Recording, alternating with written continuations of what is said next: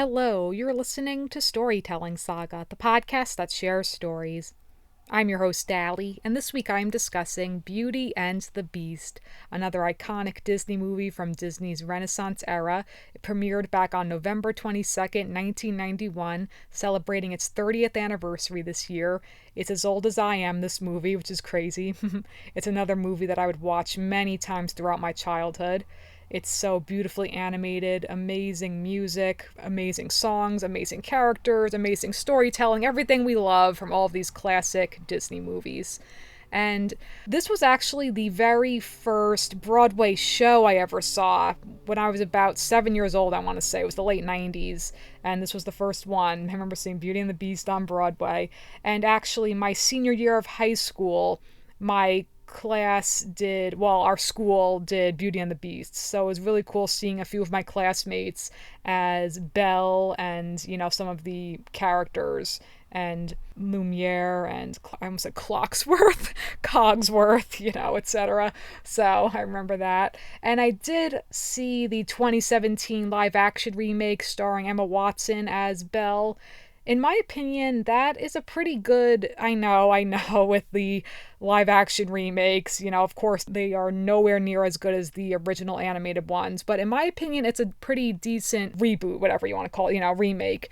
And the reason I like it mainly is because I like that they flesh out the romance a bit more with Beast and Belle, even though it's beautifully portrayed in this movie too. But I also like how in the remake that they also strengthen the relationship between Belle and her father, Maurice, which is, I think, really well done. Like, you see the bond, it's that much stronger. Like, it comes through that much more in the remake. And also, I think, which seems to be like the universal opinion, that Gaston and LeFou, they're the highlight of that movie, with Luke Evans as Gaston and Josh Gad as LeFou. And to my knowledge, there's going to be a spin-off series with those two starring in it, with Gaston and LeFou, so that should be interesting. But regardless, of course, obviously none of it compares to the original with all these remakes, so that goes without saying. But in my opinion, it's a decent, on its own, it's a great movie, the remake, in my opinion. So that's about all I have to say about the remake, because of course I'm talking about the beloved animated classic.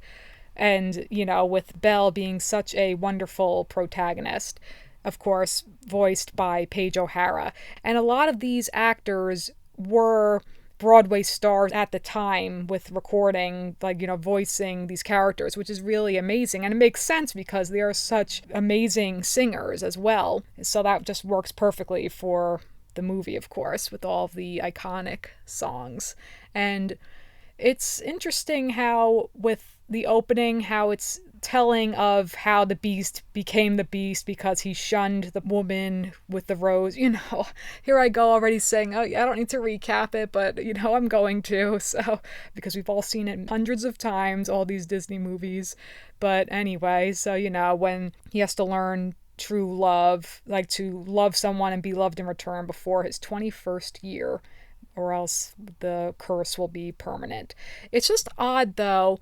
It's unfortunate that because of his cruelty of turning away this person, but then, what's funny is that, so all these years later, with all these things that people say about these movies, so for this, for instance, with that in particular, how people say, oh, but the Beast was punished because he was a young kid who turned away a stranger, so it's funny when you think about those kinds of things from an adult perspective, but regardless, it's more so about him being cruel in that moment, and so then he has a curse of being a beast. But then how just everyone in the castle is affected by it. So then, of course, you have Lumiere and Mrs. Potts and Cogsworth, etc. So, but anyway, then, of course, we're introduced to our protagonist, Belle, with the song Belle. It's such a beautiful song introducing us to the town. That's such a great song, gosh, introducing you to the world and how she wants something more from this provincial life. It's fantastic. And it's weird, though, how the whole town finds her odd for just reading. I mean, calm down, people. Let her read her book. Jeez, I like to read, so, whatever.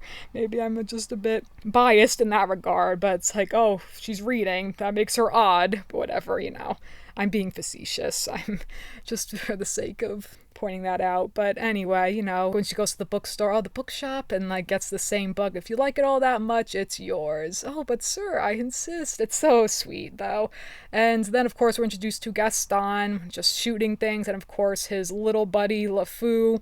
That's a rare thing, because usually we see an animal sidekick, but in this case we have, Gaston and LeFou, but so that's great too. Oh, you didn't miss a shot, Gaston. Like, LeFou just being such a people pleaser for Gaston, like really boasting him up, of course with the song Gaston too, but I'll get there. So, it's just so funny. He's like, oh, that's the girl I'm going to marry, being so full of himself. It's like, oh, the inventor's daughter, she's the one, and don't I deserve the best? Like, oh god, when he starts singing too. Great singer though, of course, but gosh, but of course, there you go. That's why he's our villain, because he's so unbelievably egotistical. Voiced by Richard White, does a great job, and LeFou is voiced by, I don't even know, Jesse Cordy. Anyway, with Gaston, how he thinks he deserves Belle, and, everything about him is so, it's just like, calm down, dude. You're nothing great. I know that's the point, of course, him being so egotistical and just so full of himself, and he's so repulsive. And then, of course, how we see how he's misogynistic. It's like, oh, how do you read these things, Belle? There's no pictures. It's like, gosh, he's just like an idiot, too. But also when she's singing to the sheep, which is so cute. Like when she's singing, it's my favorite part because you'll see, here's where she meets Prince Charming, but she won't discover that it's him till chapter 3. And the sheep eats a corner of the page. And then we're introduced to, it's a lovely song. And then it's like Belle, like they sing, and then everyone just goes about their day. And then we're introduced to her father, Maurice, and they think he's crazy. Like the poor guy, just because he's a bit, I don't know, kind of like an offbeat character. And we don't hear anything at all about what happened to Belle's mother or anything. Obviously probably imply that she passed, but who knows, because it's just her and her father. But I digress. It was like a big thing in these earlier Disney films, how they only had the dad, because you look at Jasmine and the Sultan, Pocahontas and her father, all of those earlier Disney movies. And then Mulan really was the first one where Mulan had her mother and her father. So, and the whole story behind that, which I didn't mean to bring this up, and now as I'm thinking of it, because apparently Walt Disney had felt guilty because he had purchased a home where like something exploded and ended up killing his mother. So I didn't mean to bring that up. Apologies. But I'm sure if you're like a Disney aficionado, you probably already are aware of that. Anyway, with Maurice, he's a lovable guy, though. He's a lovable character because you always got to root for characters who are just trying their best but don't really seem great at what they do. Kind of like an underdog. So then when he just goes off to town with Philippe. Philippe's a great underrated animal sidekick. Another underrated one, like with the horses, because also the horse in, Khan in Mulan, So anyway, horse sidekick characters are great. Because, a rare animal sidekick who doesn't talk, but still plays an important role in the movie. So then, of course, when Maurice goes off and ends up at none other than the Enchanted Castle, and I'm sure if you're a big Disney fan, that early on they originally were going to have everyone in the castle sing Be Our Guest to Maurice early on, but then instead they changed it in the story for them to sing it to Belle, which makes way more sense. But it's just so weird, just because some guy trespasses, and then the beast, of course, whatever, the beast being intimidating, he just locks him up, and then poor Philippe gets scared and runs back to tell Belle, to warn Belle, whatever, to tell Belle, listen to me, he can talk. Nope. But, and then also the whole thing though with Gaston in particular, when he's just saying all of you wait here. It's first I gotta go ask the bride to, God, already has the wedding, quote unquote. And such a great visual that, as a kid, you don't notice these things in terms of all this more detailed storytelling with characters and everything, but things that stand out to me now in the scene which I remembered this scene so much as a kid, but, not the subtext of it, but the scene when Gaston goes to like talk to Belle and like ask her to marry him. And then how he's literally just cornering her in the house. Like he comes off so big and pompous, and he's literally cornering her. And again, saying the thing about, oh, like, you know, with reading, like kind of just shunning her, that, oh no, you can't be intellectual, like God forbid, but ugh. And then the whole thing with like, oh, we'll have 6 or 7 dogs. No, Belle, men, like strapping young boys. Again with the misogyny and all of that. So it's just really great details with the character of him being so big and grandiose, thinking so much of himself, and cornering her and in a way belittling her, and just so much a jerk, obviously, and pompous. And, you know, I can go on and on. Obviously, him being the villain. So as expected, he's all of those gross, terrible things. So then when she's like, ugh, she just like, you know, kicks him out more or less, like tricks him. And then when she's singing again, no sir, not me, I guarantee it, I want much more than this provincial life. And people make fun of that, not make fun of it, but say like, oh, well, what's so wrong with this life? You know, like saying like, oh, you think you're better than everyone, Belle? Like whatever, all these like dumb things that come up on the internet all these years later, you know, like when you watch it from a different lens, like just as an adult, like being a cynical adult, I guess, the way people, it's just like for, again, for joking sake, but whatever. So the typical like I want song, though, she just wants more from this life. I want so much more than life's got planned. She wants adventure, she wants to explore, she wants to see more of the world, you know, which is relatable like with a lot of these Disney princesses, with Jasmine, with Ariel, of course. Ariel. I always go to Ariel, but Ariel. So it's really nice. And then when Philippe comes all stressed out, and Philippe is so cute. So it's really, truly such a selfless, lovely thing what Belle does, that she saves her father. Take me instead, when she finds him locked up. And oh god, I'm just like, oh, your hands are like ice. I remember that as a kid, that line stood out to me, because to me it felt, I just like random things again when I remember from what I thought when I was a kid, but like thinking, oh wow, like I could like picture it, like I could feel it, like his icy cold hands. I remember that as a little kid. But the Beast, again, being so just like, okay, like you would take his place, and it's like, okay, you're my prisoner now. Like it's unbelievable. And that's nice she does that. But you know, when Maurice tries to stop her, though, it's like, no, Belle, don't do this. And you know, but she still wants to save her father. So it's so sweet, but it's so heartbreaking. Oh gosh. And that part's really great in the remake too, with Emma Watson and with, I forget who plays Maurice, but it's just like, she's like, don't worry, father, I will escape. You know, like that's great too. And she says all that. But anyway, so then when she, you know, and she's crying and stuff. And honestly, there's a lot of funny moments though, like with when he's just like, you will join me for dinner. That's not a request, because the Beast obviously goes through a lot of growth throughout the movie, even though Belle is our protagonist, but since it's Beauty and the Beast, of course, so, you know, the Beast as well. And that's like part of it when they start to fall in love and everything too. He becomes more sensitive and everything, and learns how to like control, as they say, you must control your temper, with, you know, Mrs. Potts, Lumiere, and Cogsworth. And so, yeah, to talk about those characters, of course, Lumiere and Cogsworth got the classic odd couple dynamic. They are great. I love Lumiere. I think as a kid, Lumiere was my favorite. I think now my favorite character, it's hard to say. I do still love Lumiere, but I love Belle. She's such a great character. And the Beast, too. I really love the Beast. And Gaston's just a great villain, though. I mean, obviously he's a horrible person, as we expect, but he is a funny, entertaining villain. Of course, the song Gaston is amazing. No one shoots like Gaston. It's an amazing song, obviously. Go stomping around in his boots like Gaston. I use antlers in all of my decorating. Oh, gosh, it's so funny. Gosh, it disturbs me to see you, Gaston, looking so down in the dumps. Every guide here loved to be you, Gaston, even when taking your lumps. There's no man in town as admired as you. You're everyone's favorite guy. Everyone's awed and inspired by you, and it's not very hard to see why no one's slick as Gaston. It's so great, I love, when I was a lad, I ate 4 dozen eggs every moment to help me get large. It's so fun. I'm cracking myself up singing this song.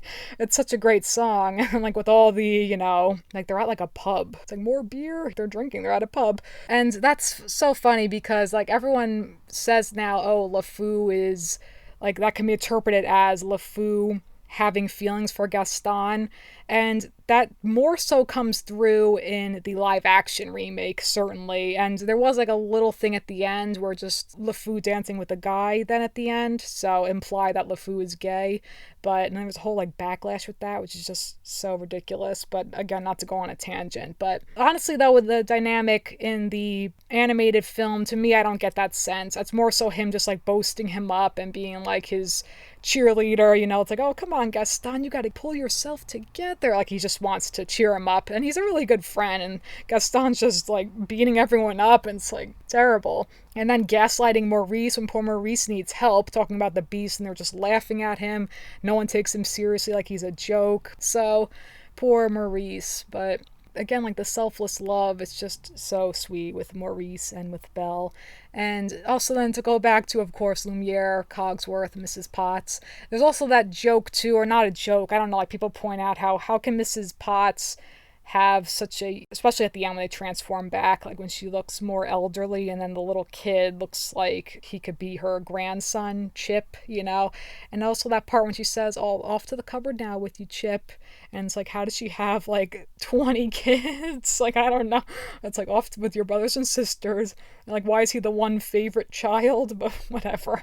I don't know. All these like ridiculous things. Of course, the biggest like controversy with this movie is how people talk about how it's Stockholm Syndrome. With, I'm sure obviously you're familiar, but just in case you need a refresher, how it's like basically the person being held captive, having sympathy with the captor, and then like falling in love with them kind of against their will in a way. It's like kind of a psychological thing. That's basically more or less the gist of it. But anyway, so okay, but I keep going off on a tangent. I'm trying to talk about Lumiere and Cogsworth. Cogsworth, of course, being the stickler. Lumiere being just the, like, it means light, like jovial and relaxed and jubilant and just a wonderful host. But then, of course, he's got like the little thing going with, it's funny because this character apparently has all different names. I know her as Fifi, but another name for her apparently is Babette. Another one is Plumette. I think they call her Plumette in the live action remake. In this movie, she doesn't actually have a name, which is so weird. But then I remember there's a couple of sequels for this movie, which was like, what was it called? Like the Beauty and the Beast Christmas or something. I forget what it was called exactly, but The Enchanted Christmas. Beauty and the Beast Enchanted Christmas. And then there was Belle's Magical World. So there wasn't like specific sequel movie, but rather just kind of like these vignette stories, like these smaller stories rather than a full sequel. Because the vignettes, I remember there was one with like a bird that comes to the castle or something, like an injured bird, and then another one was with Lumiere telling Fifi how he feels about her. So anyway, so with Lumiere and Fifi, like her saying, oh, I've been burned by you before. Like, that was a horrible accent. I just attempted to do a French accent. Oh, boy. But, so Lumiere is a fantastic character. Cogsworth, gotta love him, too, and how Belle just kind of, not pulling tricks when she's saying, oh, I'm sure you could show me around the castle. And, of course, like the classic thing with the Forbidden West Wing. So, of course, once you say stuff like that, it's going to be all the more tempting. And, like, poor Belle, like, when she's saying she's not going to dinner with him, and then he's like, but she's being so difficult. He's so funny, the Beast. Oh, gosh. But when, like, the dresser lady, she's a great character, too. The armoire, I forget what her name is. Oh, the wardrobe? I don't know. That's, I guess, the wardrobe. So, but, then she says, like, when she comes down to dinner, and then, of course, we get the iconic, Mon cher mademoiselle. It is with deepest pride and greatest pleasure that we welcome you tonight. And now, relax, let us pull up a chair as the dining room proudly presents your dinner. B. Our guest, be our guest, put our service to the test. Tie your napkin round your neck, Cherie, and we'll provide the rest. It's an amazing song, one of the best Disney songs there is. Top 10 for certain. It's just a fantastic song. It's one of those songs, though, it's funny because it's one of those classic Disney songs where it's just the protagonist, not singing, reacting to the song. Like, you look at other Disney Renaissance era movies with Sebastian singing Under the Sea in The Little Mermaid, or Genie singing Friend Like Me in Aladdin, just those classic, fun, upbeat songs where the protagonist is just reacting to it, and then you got like one of the side characters singing. So those songs are always so much fun, and it's an amazing song. That's all there is to it. And so, you don't need to hear me sit here and sing the song, even though I'd be happy to sing it, but I'm not gonna sit here and sing the whole song. But gosh, and with Mrs. Potts singing "It's a Guest, It's a Guest," it's so good. Angela Lansbury, fantastic as Mrs. Potts. And it's so funny because first Cogsworth saying, like, we mustn't, don't wake the master. And then by the end, like, he's dancing too. So he's having fun too. And like all the silverware. And a thing that always bothered me though, even as a kid, is that Belle says she's hungry and everything, but she doesn't end up eating. She eats like one taste of one little thing. Try the gray stuff. It's delicious, whatever.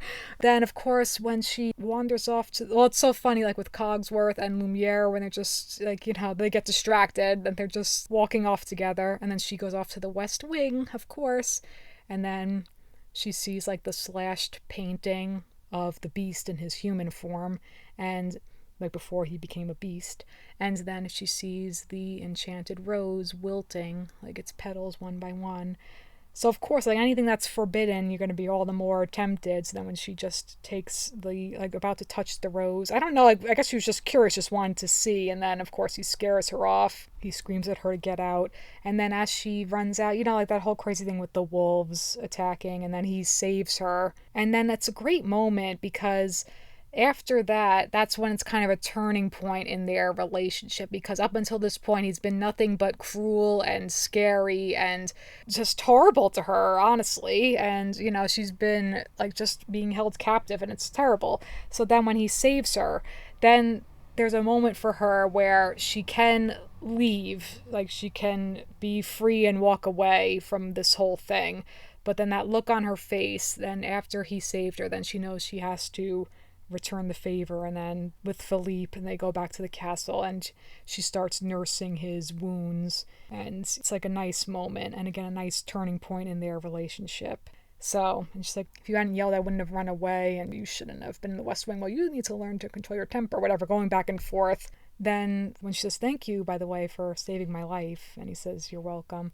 And so then that's a nice, gentle, kind moment, and then begins to turn. And also, of course, to mention, obviously, the late Howard Ashman. This was the last movie he worked on before he passed away, with his lyrics, and with Alan Menken, of course, the composer. And obviously Alan Menken, he composed so many Disney movies, so the phenomenal duo. It's tragic that Howard Ashman passed at a young age, but anyway, so then with the turning point in the relationship, when we get the song Something There, it's a lovely song too. There's something sweet and almost kind. It's a beautiful song too. It's like a really sweet song. And then when she sings, new and a bit alarming. What's interesting is that Paige O'Hara has said she's more or less debunked the whole thing about, this is a Stockholm Syndrome situation between Belle and the Beast. Like, how can she really fall in love with the Beast? What she said was, this is the moment when Belle realizes she's falling in love with the Beast, when she sees him being kind and gentle. And that part when she sings that exact line, new and a bit alarming, and the look on her face because she realizes she's falling in love, like when they're playing with the birds, when they're outside in the snow. And like him learning to be more composed, more like, instead of like being like this beast sloppily eating, so it's funny too, like more manners and everything, more cordial, more gentlemanly, if you were. And it's just sweet. And then when he's starting to fall in love with her too, he's saying, I want to do something for her. And then like showing her the library, and oh god, I know I myself as a kid, and still now, I would love to go like that exact library. And that reminds me then of Diane in BoJack Horseman, as she says that exact thing. She always wanted a Belle room, a library like Belle in Beauty and the Beast, and then Mr. Peanut Butter misinterprets it. You know how much I love BoJack Horseman. But anyway, so it's so beautiful because we know how much she loves to read, so all of those amazing books, and then her reading to him. So that whole montage is so lovely and sweet. Then also we see with Gaston, with his evil plan to take Maurice, thinking he's crazy, like to institutionalize him. So that's messed up too if Belle doesn't agree to. So basically like do that to Maurice, like institutionalize him if Belle doesn't agree to marry him. So sick and horrible, obviously. Then though, obviously with Belle and like, you know, with the, it's so funny, like Lumiere, Cogsworth, and Mrs. Potts kind of being like his wingmen. And it's funny too when he had asked, well, I wanted to do something nice for her, and then Cogsworth says, oh, well, there's the standard flowers, chocolates, promises you don't intend to keep. Gosh, he's so funny too, Cogsworth. And then, of course, obviously leading to the truly iconic, amazing scene with them dancing in the ballroom with Belle's beautiful yellow gown and Beast in his blue suit when she curtsies and he bows to her. And with Mrs. Potts singing Tale as Old as Time. You know how amazing that song is. It's so beautiful. Tale as old as time, song as old as rhyme, Beauty and the Beast. That song is just so gorgeous. I always call it, it's called Beauty and the Beast, the song, but for some reason my mind always wants to call it Tale as Old as Time. But anyway, with them dancing in the ballroom and the part when she leans her head against his chest and like Lumiere like cheering him on and Cogsworth, like, you know, it's cute. So so sweet. It's so beautiful, that scene. And then when he asks her, Belle, are you happy here with me? And she says, oh yes. And like his smile is so cute in that moment. But then she says, I just wish I could see my father again. And then he shows her that, oh, I didn't even mention it, the like magic mirror, because that's what he had been using earlier, show me the girl, like when he could just see anything with the magic mirror. What an amazing thing to have. So then when she sees her father and when she sees that he's in trouble, and then he lets her go. And so when she just pets his face, like, keep the mirror, like, and just like always remember me. So that's true love when he lets her go. And Mrs. Potts saying he finally learns to love, like, and then with Belle saying, like, what are you doing to my father? He's not crazy, like, all this stuff. And, like, he's talking about the Beast again. Like, no, he's kind, he's gentle, he's my friend. And then when she shows them the Beast. And then it's so weird because first Gaston, like, they're all laughing at him saying, like, he's crazy. And then immediately once he sees the Beast with his own eyes, and immediately it's like, oh, we gotta go kill the Beast. Like, immediately then, like, goodness, horrendous. That's a great song though, the Mob song, Through the Mist, Through the Woods. That's a great, I think, underrated song too. But poor Belle and poor Beast. And even when Gaston's like, if I didn't know any better, I'd say you have feelings for this monster. He's not a monster, Gaston, you are. So true. Kudos to you, Belle. She knew from the very beginning, but obviously we all knew how horrible Gaston is. So then also it's funny too, like how they just march to the woods, somehow find the castle, just whatever, just for the sake of the plot, but they just find the castle easily. This mob gonna kill the beast, and like Mrs. Potts trying to warn him, she's saying let them come, like with Beast saying doesn't matter now. Oh, it's so terrible. But then, like, all of the enchanted objects coming together and to attack all these people, like, oh, gosh. And I do remember, though, before, like, you know, with this song, but in the Broadway musical adaptation, there's a great song, Human Again, because I remember my high school when they did this play, like when they did this musical too, they had that song, When I'm Human Again, which is not in this movie, but it's in the play, like in the Broadway adaptation, When I'm Human Again, with all of them singing, like with Cogsworth and Lumiere, like Mrs. Potts, all of them singing. And in the live action, there's a few other songs too. There's that Evermore song with the Beast singing that, which is nice too. And then, of course, you know, Chip, how he snuck away, and because, like, then Gaston locks up Belle and Maurice, and then little Chip helps them out. Like, it's so cute, and he just, like, turns on his invention, so his invention helps them out. What is it with, like, inventors? Like, you gotta love, like, so now I'm thinking of, like, the inventors. I'm thinking of Stu Pickles from Rugrats. Oh, gosh, it's just so endearing, honestly. So Chip is just so adorable, this little Chip in the little teacup. Chip is so cute, oh, goodness. Anyway, so then Gaston, when he finds the beast, and he's just like, oh, you think like she would ever love you? And oh, he's terrible. I can't say that enough. Gosh, he is terrible. But it's just so great to like with the the wardrobe attacking that, like all that stuff, and then with Fifi and Lumiere saves Fifi, and then when Belle comes back, and it's just so sweet too, and she reunites with Beast, and then he's like, you came back. She says, of course I came back. Like, oh gosh. And then Gaston like almost kills the Beast. Oh god. And then obviously, because Beast could have killed Gaston himself, but then he like spares his life, and then leading to Gaston's death when he falls. And another thing, which I'm sure you know as well, that when I say like things like this, because I'm sure you know because it's all the stuff on the internet, but as Gaston falls to his death, you see like there's a frame where honestly I could like distinctly see it now. Like there's skulls in his eyes. That's like so creepy. With Disney villains, though, obviously, like with their demise, it's always like an accidental thing. So in this case, too, with him like falling, like accidentally himself falling to his death, Gaston. But anyway, then with poor Beast, when he had been stabbed and he's about to die as well, and then when he's just, God, it's so tragic though. It's so emotional and so touching when he's saying, "At least I got to see you one more time." She's saying, "No, don't talk like that. We're together now. It'll be okay." And oh, it's so sad. And she says, "No, please don't leave me. I love you." And then the beautiful transformation scene with the gorgeous, beautiful transformation music. Again, so iconic, so amazing. And this too, you know what I'm going to say, I'm sure, when he transforms and then he's a human now. And then when he's saying, "Belle, it's me," and she looks into his eyes and says, "It is you," and they kiss. And it is universally agreed that Beast is much hotter as a beast rather than as a human.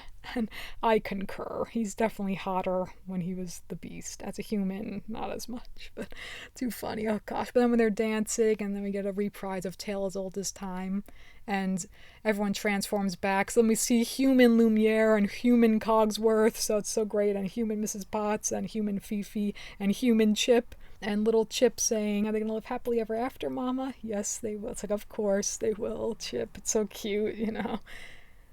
Such a beautiful movie, obviously. So lovely and truly timeless. Just such a sweet love story overall. And just showing true kindness and compassion, how that is rewarded, and showing their true love with Belle and the Beast. So it's just so, so sweet. And tale as old as time, song as old as rhyme, Beauty and the Beast. And with that, that is going to conclude this week's episode of Storytelling Saga. Be sure to visit storytellingsaga.com for all places to listen and where to follow on social media. And as always, feel free to send me any questions, comments, or writing prompts by sending me an email at storytellingsaga@gmail.com. Next episode, I will be discussing Zoe's Extraordinary Christmas. Until then, thank you for listening, and remember, write what you love.